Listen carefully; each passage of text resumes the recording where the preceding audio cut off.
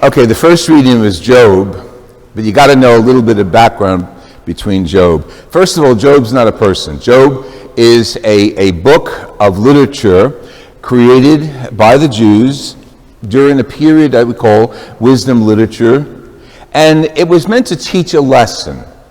Basic line, why do bad things happen to good people? That's the basic theme of that book. But the way it's composed is very interesting. God is in dialogue with Satan. Again, it's a play, it's a story. It's not real, it's biblical, it's part of our scriptures, but Job is not a historical person. So God is in dialogue with the devil, and the devil says, you've got people following you only because you take care of them. You give them money, you give them families, you give them names. That's why they follow you. But take some stuff away from them, then see if they'll follow you. And God says, that's not my job. They'll follow me because they have faith. Job says, let's take one. The devil says, let's take one. Let's take that guy down there, Job. Job is wealthy, nice family, crops, kids, everything. And the story goes on, little by little, he takes things away to test Job. Job just never gives in, never says, damn you, God, why are you taking all this stuff away from me? Never gives in. To the end where he's literally sitting on a dung heap and makes that affirmation of faith, I know my Redeemer lives. At one point during that acclamation, he really says to God, hey, what's going on? And then we have the section that we heard today. It's very, very short, very beautiful. And basically, it gives us in 21st century a good perspective as to what God is and who God is. The other day I was listening to something on TV. I was just flicking around and they were talking about the astronomy and the sky, I guess with the shuttle going up and all that. And somebody said, I think we're about 6 billion years old. And that star that you're looking at is like, 7 billion years. And I'm thinking, Maron, billions we're talking about. So what does Job tell us today? God says to Job, hey, you weren't there when I created the universe. You weren't there when I put the lines that separate earth from water. You weren't there when I made a difference between the sun and the moon. And you're asking me why you're going through this suffering? And then it hits Job. That's my Redeemer. I can't control God, and yet I'm trying to control God. Now, any one of us can put ourselves in that position. When things don't go our way, we try to control God. See, you got to be careful of prayer. Prayer is not making God's will my will, but following God's will so that I will follow His will. We don't pray to get God to change and become what I want. We pray so I can become more like God. That's a tough one. And that's the clearest message of the cross. He gave His life so that we could give ourselves to Him and each other in a victory over death. That's that second reading, refers to that. And Paul says in the second reading, once you've been born into Christ, you're part of a new creation. So you can't think like the old way. But we do at times, because we're people. And I guess a really good example of thinking the old way is the gospel today of Mark. Jesus says we were in the Holy Land 2 years ago, and the lake that they call the Sea of Galilee is really a lake, but it's huge. And they took us out in the middle of it. Thank God it was calm weather. And we had a really good experience as to what the apostles may have experienced when they're on the lake, sometimes called Lake of Tiberias. But what happens is Jesus wants to go on the other side with his disciples, and Jesus always has something up his sleeve. And he goes out, and the winds come, and the waves come, and the boat's rocking back and forth, and they're screaming, and he's sleeping. Now, that's one thing I have in common with Jesus. I could probably sleep through a storm. He was sleeping on the end of the boat, and nothing affected him. Again, Gospel is gospel. Gospel is not story. Gospel is good news. So Mark remembers this and remembers the story of the apostles. And they wake him up. Jesus, Jesus, aren't you terrified? Look what's happening. And this is what we like about Jesus. Be calm, be still, and the wind stops. That's what we like about Jesus. We like to know about the Jesus who gets into the human conditions and gives us a different way of looking at things through his eyes, through his experience.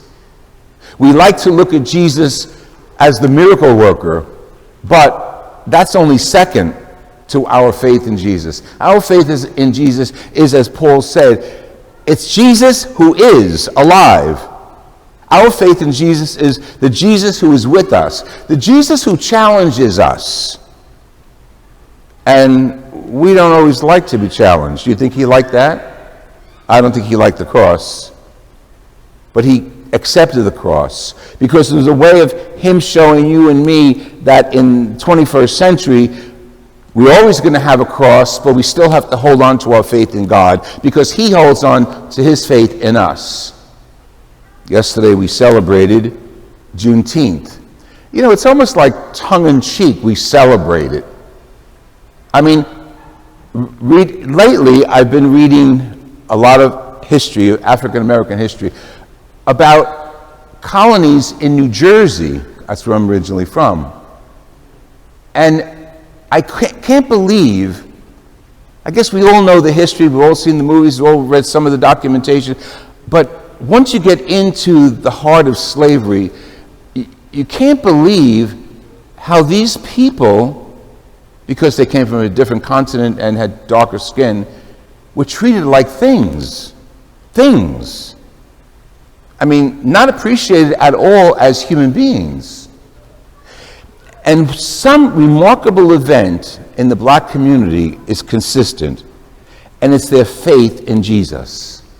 I don't care if it's the Methodist Church, the Zion Church, the Bethel Church, but their faith in Jesus, and maybe that's where the Catholics missed out. We didn't get there. We have plenty of black Catholics and black churches, Catholic churches. We have patron saints of black Catholics. But during that time when slavery was pronounced in our country, you got to be realistic. We were always, not we, I wasn't there. Our Catholic Church was still going through its struggles for identity. It's a colony, it's an English colony, it's an Anglican colony, and all those attributes. And Catholics were not welcome. So we were struggling for our own identity. But while that was happening, our black brothers and sisters were also struggling for their identity, and they weren't even referred to as brothers and sisters by white people. So when we celebrate something like Juneteenth, a lot of people are sarcastic about it. It's a day that we as a country mistakenly announced emancipation late. Yes, it was Abraham Lincoln who did some of the work, but all of us took 100 years or so to come forward and as a nation say, yes, our African American sisters and brothers are like us, they are free, but that's a lie.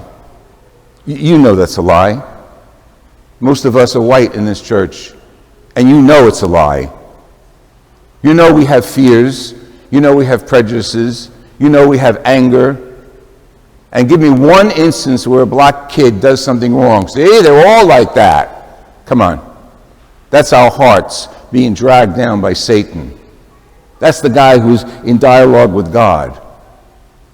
Our gospel is that Jesus is alive and he came for all of us.